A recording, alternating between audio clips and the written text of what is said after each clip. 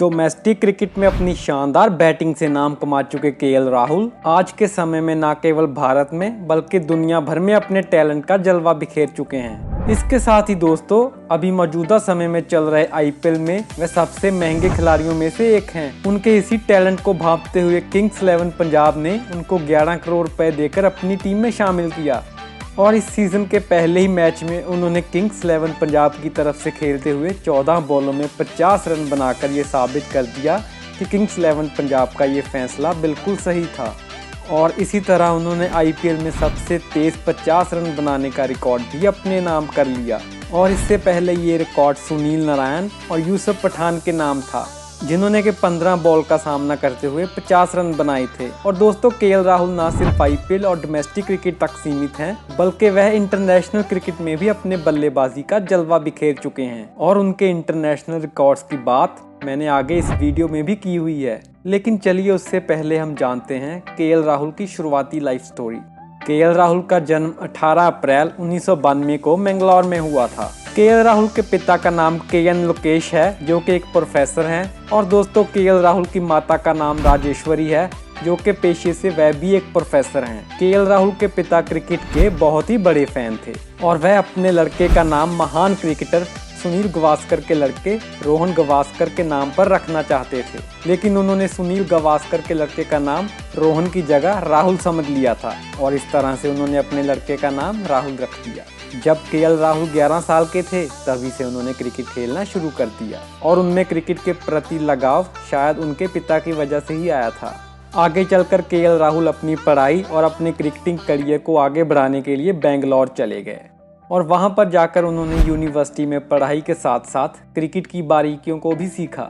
और केएल राहुल ने अपना फर्स्ट क्लास क्रिकेट करियर का डेब्यू 2010-11 में कर्नाटका की तरफ से खेलते हुए किया और उस टूर्नामेंट में केएल राहुल के शानदार प्रदर्शन की वजह से उन्हें अंडर 19 क्रिकेट वर्ल्ड कप में भी खेलने का मौका मिला। और आगे चलकर दोस्तों, आईपीएल में केएल राहुल ने अपना डेब्यू रॉयल चैलेंजर बेंगलोर की तरफ से खेलते हुए 2013 में किया। हालांकि इस सीजन खेले गए 5 मैचों में उन्होंने केवल 20 रन ही बनाए और इस तरह से वह अपने टैलेंट को लोगों तक पहुंचाने में बुरी तरह से असफल रहे थे। आगे चलकर 2014 का आईपीएल भी केएल राहुल के लिए पूरी तरह से फ्लॉप रहा था, क्योंकि 2014 के आईपीएल में केएल राहुल ने खेले 11 मैच और उन्होंने सिर्फ 166 रन ही बनाए थे। लेकिन उस साल के बाद से ही केएल राहुल ने अपनी बैटिंग तकनीक में सुधार लाया और इसके बाद ही 2014-15 में साउथ जोन की तरफ से खेलते हुए केएल राहुल ने अपनी पहली इनिंग में 185 रन और दूसरी इनिंग में 130 रन की शानदार पारी खेली और इस तरह से एक बार फिर वे सिलेक्टर्स की नज़र में आए और उन्हें भारत की नेशनल टीम के लिए सिलेक्ट कर लिया गया। उन्होंने अपना टेस्ट डेब्यू ऑस्ट्रेलिया के खिलाफ 26 दिसंबर 2014 को किया, लेकिन अपने पहले मैच की पहली इनिंग में उन्होंने सिर्फ 3 रन बनाए, जबकि दूसरी में वह सिर्फ 1 रन ही बना सके और उनका पहला टेस्ट भी उनके लिए बहुत ही बुरा साबित हुआ।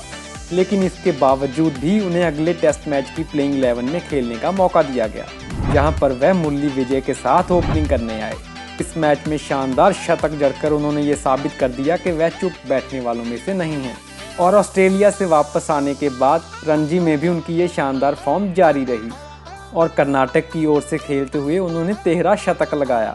और फिर आगे चलकर वह 2015 में आईपीएल में सनराइजर्स हैदराबाद की तरफ से खेलते हुए दिखाई दिए गए, लेकिन इस बार फिर से वह अपनी प्रतिभा के मुताबिक नहीं खेल सके और इस सीजन में खेले गए सिर्फ 9 मैचों में उन्होंने सिर्फ 142 रन ही बनाए। लेकिन 2016 में उन्हें एक बार फिर रॉयल चैलेंजर बेंगलोर की तरफ से खेलने का मौका मिला और इस सीजन वह थोड़ा टच में दिखाई दिए और इस साल खेले गए 14 मैचों में उन्होंने 397 रन बनाकर अपनी टीम का काफ़ी साथ दिया। और केएल राहुल की शानदार फॉर्म को देखते हुए उन्हें ओडीआई टीम में भी सिलेक्ट किया गया और केएल राहुल ने अपने पहले ही वनडे मैच में शानदार शतक जड़ा और अपने पहले ही वनडे मैच में डेब्यू मैच में शानदार शतक जड़ने वाले पहले भारतीय बैट्समैन बने। और इसी साल ही केएल राहुल ने जिम्बाब्वे के खिलाफ ही अपना टी20 डेब्यू भी किया। हालांकि वनडे में शानदार डेब्यू करने वाले केएल राहुल टी20 के पहले मैच में बिना खाता खोले ही चले गए। और अगर फ्रेंड्स हम केएल राहुल के रीसेंट फॉर्म की बात करें तो वह बहुत ही अच्छी चल रही है और इस साल KL Rahul royal challenger Bangalore की जगह किंग्स 11 पंजाब के लिए पिछले 2 साल से अच्छी परफॉर्मेंस दे रहे हैं। और इसके बाद फ्रेंड्स, अगर हम आईपीएल की बात करें तो अब केएल राहुल बेंगलोर के लिए ना खेलते हुए किंग्स 11 पंजाब के लिए खेलते हुए दिखाई देते हैं।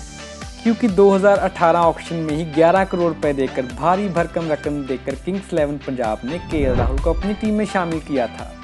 और इस साल भी केएल राहुल शानदार फॉर्म में दिख रहे हैं और आरसीबी के खिलाफ उन्होंने एक शानदार शतक भी जड़ा है।